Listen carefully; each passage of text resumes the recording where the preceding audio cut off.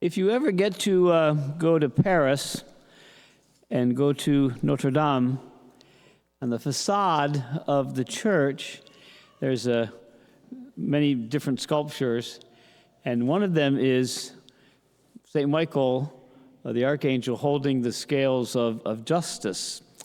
And on one side is an angel holding, and then on the other side is Satan.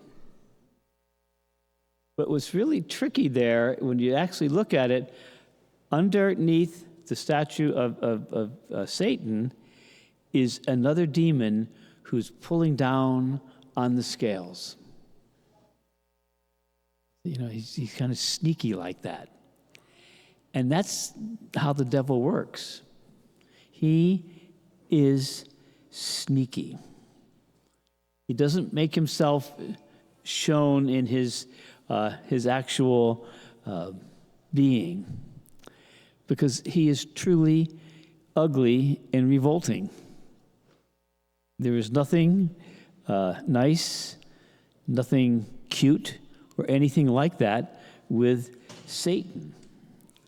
And he's always trying to take us down the wrong path. It's just a whole kind of yuck. And we can get trapped in that. And we forget the admonition that St. Paul wrote about, and St. Peter wrote about, be sober and vigilant. Your opponent, the devil, prowls around lurking in like a roaring lion, looking for someone to devour. Satan hates us.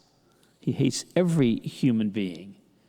And he wants to win him over into the realm of evil and the whole thing of sin. And so we have to be very, very careful of that, because we can get hooked a little bit on all kinds of things that are doorways, are things that might lead us to that. Even things that people think it's kind of cute. When you look at your horoscope, I call it the horoscope, but it's horoscope, and they read these things, and it is absolutely stupid. I can't. I tried to get a nicer word, but I couldn't. According to the horoscope, my birthday is April 11th. It goes from March through from April 11th to March 21st. Okay, that's kind of nice. So I would be the ram, Aries, the ram and all this kind of stuff. Well, actually, the sign in the skies of my birthday is really not that anymore, because actually that sign is the sign of Pisces that goes, from that. And so I'm actually a fish. Step down. Because all the stars and planets have moved, but they never changed the date. And so we have to kind of say it's a silly thing. And if actually when people read it, it says, you will meet someone intriguing today. Well, just look in the mirror. Okay? It's been fulfilled. So we've got to get away from those kinds of things. And all the other, even more egregious offenses towards our faith. Things like spiritism, black magic, Satanism, New Age stuff, all that kind of stuff. That's all taking us away from God himself. And Satan is real. There is nothing cute about him or good about him. And we have to keep that in mind. And those things that will pull us over towards his side of the scales. Because the only interest he has in you or me He has one interest in us, and that is that we end up in hell. And then he will never pay attention to us again. Total loneliness. And if you go read some of the saints and their descriptions of hell, and their descriptions are really not appropriate here in the church, but they really are quite strong. So there's this spiritual battle that's going on in our lives. It began with the trickery of Satan against Adam and Eve. And it's been going on since the whole history of the human race. And we have to allow that knowledge to be in our conscience, because that's true. It's really real. And so one of the things I'm going to do this week, I'm going to take all those flowers, plants that are covering that that part of death over there in our stain and our windows. And people say, we don't really like that. Well, since I'm the pastor, I'm going to move those things over there. Sometimes it's fun to be the boss, Not always. So this battle, and we can't avoid it. It's just part of our world. It's part of our life. We have to kind of pay attention to that and know what's going on. So some of the things we can certainly do is, first of all, is stay close to Christ. Obviously, that's going to be a good thing for us to do, with prayer, with going into the adoration chapel, being at Mass every Sunday, and maybe once in the week to go a little extra on that, to have that closeness of Jesus the Lord. I mean, look what he did. He just said, okay, stop wind, come down sea, and it happened. Only God can do things like that. So stay close to him. Second, stay close to the truth. Satan works with deception. He doesn't come right out and he doesn't usually just tell lies, but he just strange the words. Satan said to Adam and Eve, did God really say that? Did he really say, don't do that? And that's how he works. He just doesn't say, well, just disobey God. He doesn't say that. He said, but do you really? And that's how he works. Very subtle. Very subtle. And of course, confession. One of the things that Satan torments us when we go to confession is that maybe we have some sins that are embarrassing.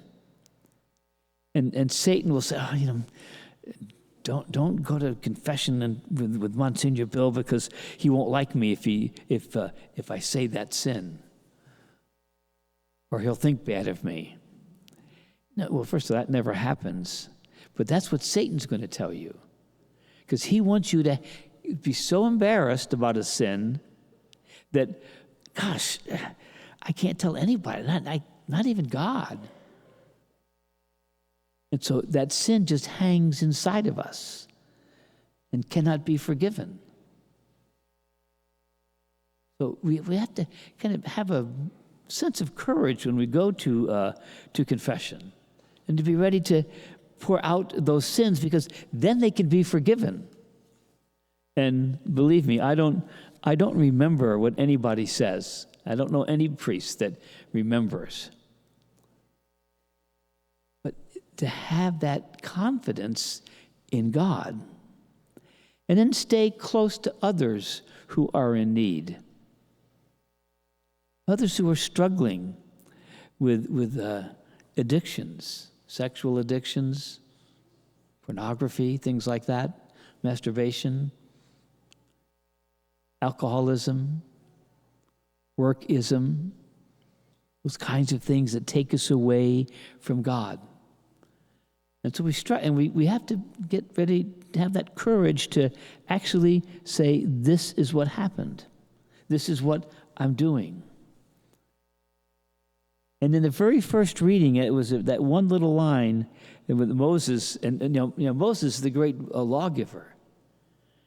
And the rabbis in Jesus' time, when they were teaching, they would say, well, I learned from Gamaliel, and they'll go on and on and on, and they'll trace their knowledge all the way back to Moses, because he was the lawgiver. And here's the greatest lawmaker of the whole Old Testament.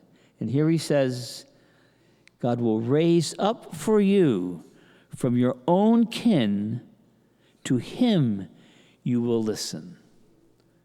He's prophesying the coming of Christ. And what did Christ say today? Be still. Be still. Why were you so afraid? I am with you. And the sea calmed, the wind calmed. Because Jesus, that's the word that we want to listen to. That word says, get out of my life, Satan. And as we grow older in different situations, we have to keep constantly doing that. Get out of my head, Jesus. Satan, get out of my head. Get out of my soul. And allow ourselves to know our weakness. Because we do fall. And we all know that we're all sinners. And, if you think that you don't need to go to confession, if you think that, you're so got it together that, you're okay, ask someone you live with. They know you. And there's things that you argue about. Or even worse, there's some things you never talk about anymore because you know nothing's going to happen. That's reality. And we all know that. I have never yet, in all my times of hearing confessions, all the times I've worked with people for the last almost 54 years, I've never met anybody who doesn't have some scars, doesn't have some things to work on. I still am working on things. And until the day we die, we're going to be doing that because we are all sinners and we fall short of the glory of God. So we have to listen to the prophet that Moses prophesied. That one said, listen to him. And what did he say? Be gone, Satan, be gone.